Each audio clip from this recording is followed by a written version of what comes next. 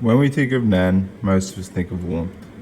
Not loud warmth, not dramatic warmth, but steady, dependable warmth. The kind that fills a room quietly. Margaret Nan was born on the 27th of November 1931 at Stratholme, Copes Creek near Inverell, proper country.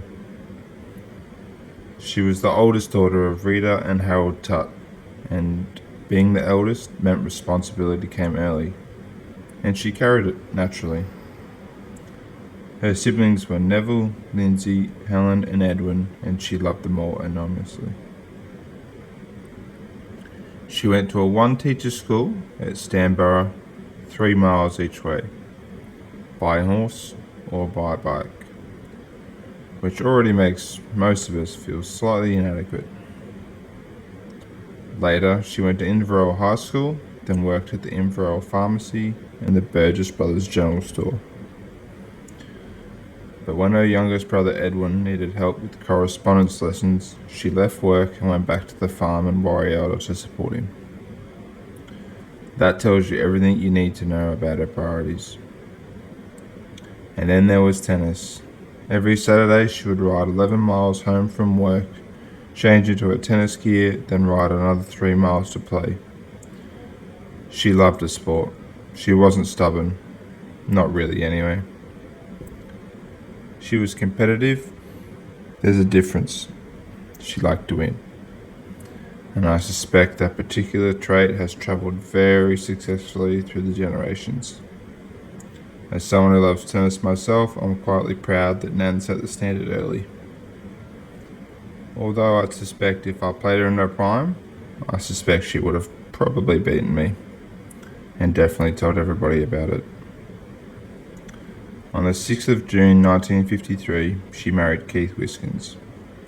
They built a life in Copes Creek and welcomed Jeff, Narelle and Greg.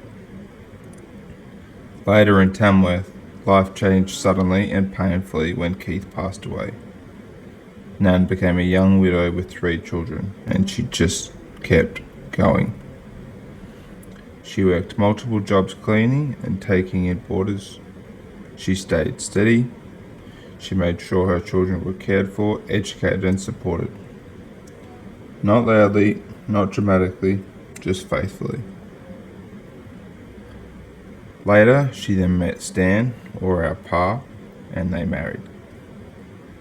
They built another chapter together and welcomed Nicole. This was such a joyful time for them both. Sadly, when Nicole passed away in 1973, it was another heartbreak no parents expect. But again, Nan carried it. She absorbed more than most people ever should, and she continued to love deeply. As the years passed, Nan did what she always did. She helped.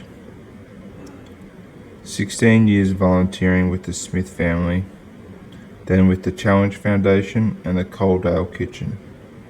She didn't talk about it much. She simply believed in being useful. Gorgeous.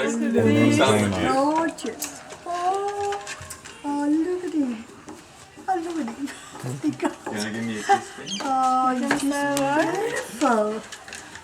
beautiful.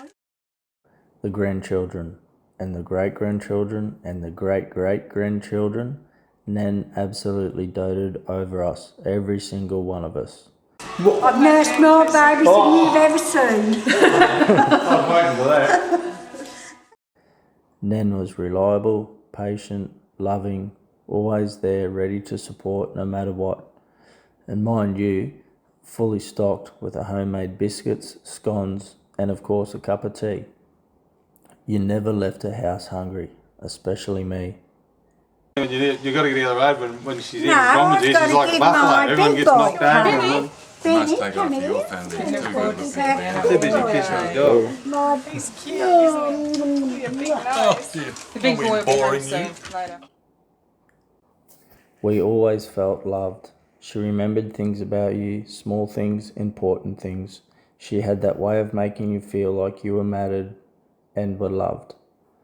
I think all of us experienced that in different ways, but for me, she also had a bit of a playful side and enjoyed a good laugh.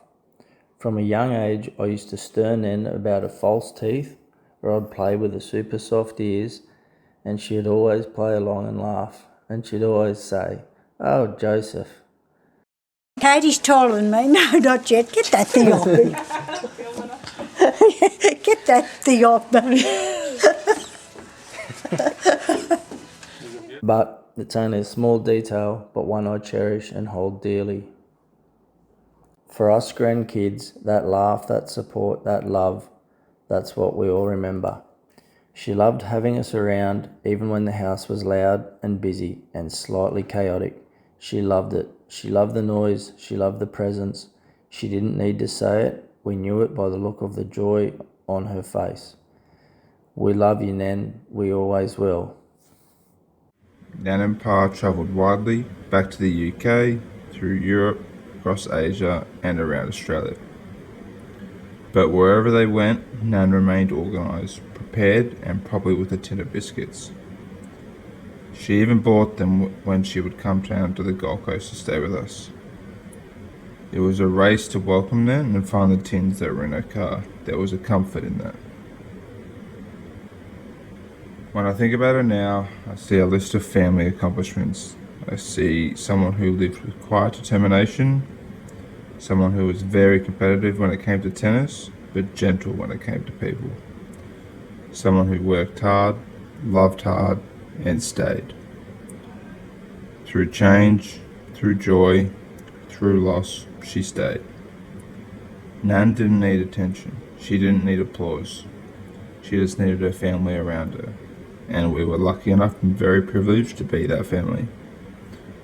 Nan, thank you. Thank you for the biscuits and scones, naturally. Thank you for your love. Thank you for the example. As for your family, Nan, you have our admiration and love always.